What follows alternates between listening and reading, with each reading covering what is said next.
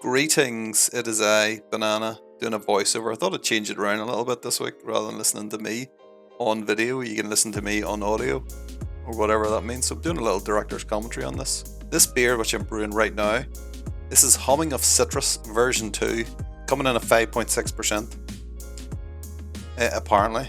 So it's 23 litres of mash water, more than that later on. There might have been a little error as far as that goes. And 10.7 litres of sparge water. So the grain bill is very simple. 4 kilos of extra pale marisada. At the minute I'm just looking for the oat husks, because I've got a kilo of rye going in. Got 250 grams of Vienna and 150 grams of flake barley to give it a good bit of body. This is the second time I brewed this beer. First time was fabulous. So the EBC on this is 6.9, which is not within style according to BJCP. So it's a bit light. It's probably that extra pale marisada, to be fair, because there's not really any other grains. The darkest grain is the Vienna. I mean, imagine that Vienna being the darkest grain, but I'm not really one for throwing in dark grains just for colour either too. But that says probably more by me. I don't know if that's lazy or what, but just while we're on it, IBU is going to be 55. It's planned to be 55 anyway. So as far as I was saying about the mash water, okay, so at this point, it's around about this point, I'm thinking to myself, this mash is really thick. It's getting really thick. What's going on here? And it wasn't until afterwards, when I did the sparge, that I realised that about 3 litres short on my boil volume. And the only thing that I can think of is that somehow I have not put in 23 litres, even though I can clearly remember putting 23 litres in the pot. It seems I must have only put 20 litres in. So I don't know why I'm telling you all the figures, because everything's just out the window, but that is what the plan was anyway. So the water profile as well too, so it's RO water as usual, and then I'm hitting the style American IPA. It's so thick I need to get the pump going. I always put the pump on too high as well too, I've noticed. So I need to really think about this anytime I'm doing it, because you put it on too high, all the grain will stick to the bed of the basket.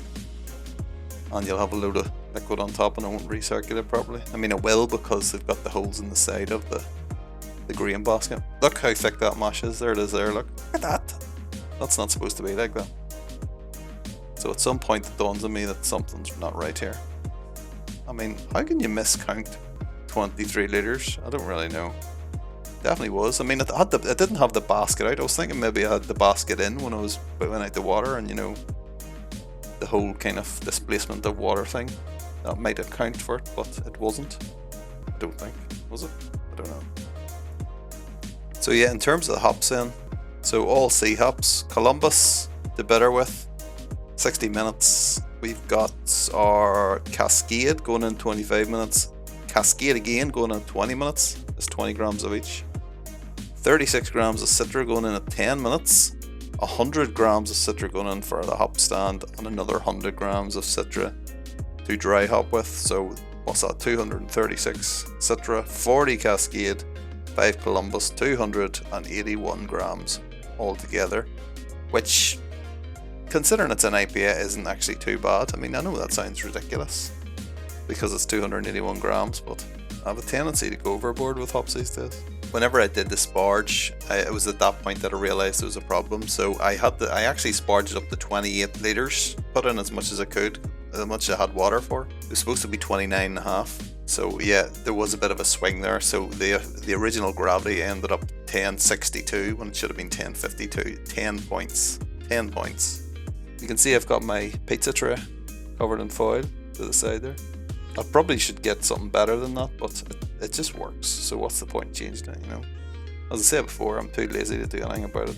You need to have the pump on quite high in order to fill that pizza tray there, and you need it to be filled to get a good coverage around the grain for it to go through, so it means that the sparge just doesn't last any time at all, which is maybe you know, you're supposed to sparge slowly, but this is the best that I can do with this system. So Columbus went in, there's Cascade going in. This is our 20-minute Cascade. Got the Citra, look, there's more hops, more and more hops as we go along. And there's our flame out edition, 100 grams. Love them jam jars as well too. Best thing ever. Just because they got lids on them and you can stick them in the freezer. Whoa, look at all that protein in the bottom of there. 19.5 litres. So obviously it was short on my boil volume, which is why it looks like that. So in terms of the gravity then, 1062 I finished that, and then WLP 644 is what we're using to ferment this out with. And I made a starter as well too. I know I've said I was lazy, but I'm not that lazy. Look at that thing. Oh my goodness. It's amazing, isn't it? Look at that. It's like a bloody torch. Wow. Looks like a big, stupid New England IPA, doesn't it? It's a haze bomb. It's officially a haze bomb. I think we can say that is definitely a hazy. Nice and bright as well too. The good thing about the pressure fermenting is it comes out bright like that. Remember the days you used to get like, come out grey and stuff like that. Purple on occasion. I've never had a purple beer to be fair, but I've definitely had grey ones before. There it is. So superb. I could smell it as it was coming out of the tap, and it's like, oh, this is gonna be good. This is gonna be so good. First of all, a little bit of administration to it. I have to say I've changed the name because it used to be called Humming of Citrus, but I kept saying I kept slurring Humming of Citra all the time. So I've changed it now because it's just easier to say, especially with my accent. It's now Honk for Citra. So that's the official name from now on. The artist formerly known as Humming is now honking, and it is honking of Citra. Woo! Now I will say this: that is more fruity than it was on the last version. The last version was spectacularly good, but that's definitely got more fruity notes of it. So I use 644 yeast, WLP 644, which gives it the that kind of mango passion fruit thing, and it's really ramped up to 11. You're still getting a ton of Citra on it. It's almost like a little limey note to it. You limey prick. But tons of mango and passion fruit, as I say. It smells fantastic. It smells absolutely fantastic. I mean, you'd swear that was a New England IPA.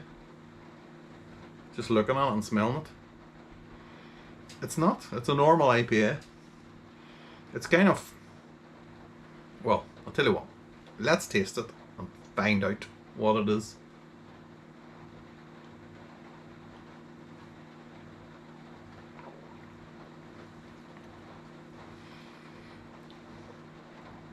Oh, that's good. It's been in the cake for just under a week, 6 days now, and it's just nicely carbonated. I like that level of carbonation. Perfect. Does seem to be perfect. If you're using a pressure fermenter, I don't like it too high, so I'll maybe do it 7, 8 psi, something like that. And then I'll stick it into the keg and keep the keg down to maybe 10 psi or something like that, and it just comes out perfectly after not even a week, after about 5 days. It's good to drink. Not too gassy. Just right. Look at that lacing as well too. Oh my god. Dear Lord. Oh. So the body on it is really good. The body, compared to version 1 though, the body in version 1 was just off the scale. Now there was, even though it's the same recipe, okay, version 1 and version 2 are pretty much identical, barring very tiny minor little things. But this tastes and smells different. It's almost like it's a different beer. I'm not entirely sure I know why that is. Version 1 finished at 10.18, quite high, and I was thinking like there's something wrong, you know, it's like stopped too high, the yeast is stalled or something's gone wrong, but it just made the body superb, and the beer wasn't, it did taste like a New England IPA, you know, that big heavy thick body. This is slightly more drinkable.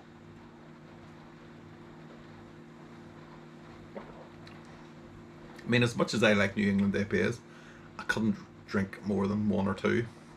Well, probably could actually if I really tried my best. And you know I give 100% in this channel. but I think I think after maybe 2, I'd want to be drinking something else. So that's a bit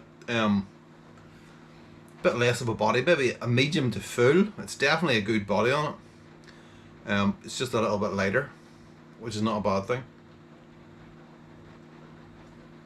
10-14 to finish that as well too. So that was with fresher yeast than I did the first time. The first time I did make a starter, but I made a starter like a couple of weeks before I used the yeast. Whereas this was just fresh. But yeah, good body. There's a kilo of rye in there, that will definitely help the body, and we've got the flaked barley as well too, which you'd normally put in stouts. On kind of lighter beers, it does give that kind of grainy taste, which is not altogether, it's not great, but in a really hoppy beer like that, works a treat.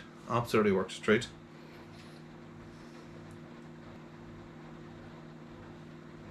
So yeah, 6.3% that's turned out, which is a bit more than what I normally drink.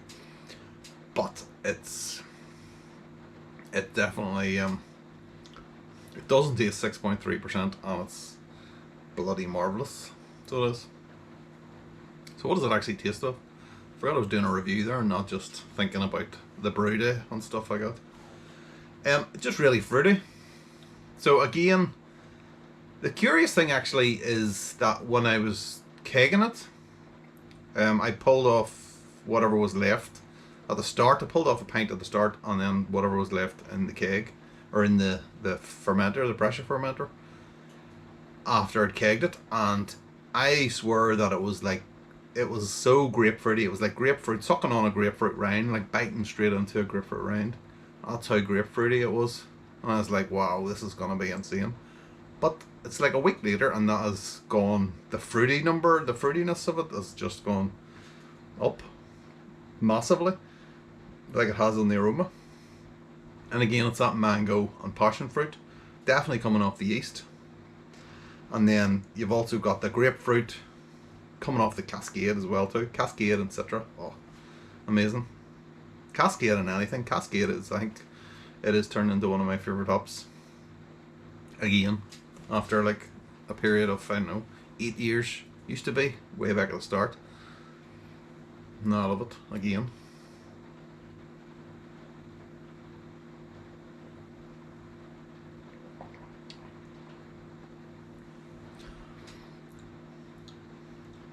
Yeah, that's amazing. Really like that. Little bit of bitterness, not too much. I think the ABs are like 50 something, 58 maybe even, which seems like a lot, but I mean, I don't think, yeah, 58 ABU, but it's not super bitter or anything like that, which you'd maybe think. So I don't know. I don't really know what's going on there. I suppose it rings up the left, doesn't it? Because I got my water volumes completely wrong. So that will affect it. I don't like put it into Brewfile or anything like it for whatever recipe it is, but just not worry about it. Whatever it is, or however it came to be, this is immense. This beer, even though the one I made before it is like, it feels completely different for completely different reasons. So I've stumbled upon a recipe and I've messed it up twice, I think, because the other one finished way too high, and it still turned out amazing. So I should also say the bitterness is working with the rye, that kind of peppery rye taste you get. Dovetails really nicely with that on the back. And again, the rye works stupidly well with those American citrus type hops as well too. If you have any rye in the about, try out with some of those type of hops. Cascade, Citra, all that type of stuff. Just works brilliantly well. Brilliantly. So yeah, I don't know if there's much more I can say other than this. This is another cracker we've managed to brew up, so this year is going swimmingly well in terms of brewing. Just wondering how long it's going to last, because the law of averages say I'm going to brew a stinker at some point soon, but let's hope not. So, happy Homebrew Wednesday. Cheers. I'll see you next week.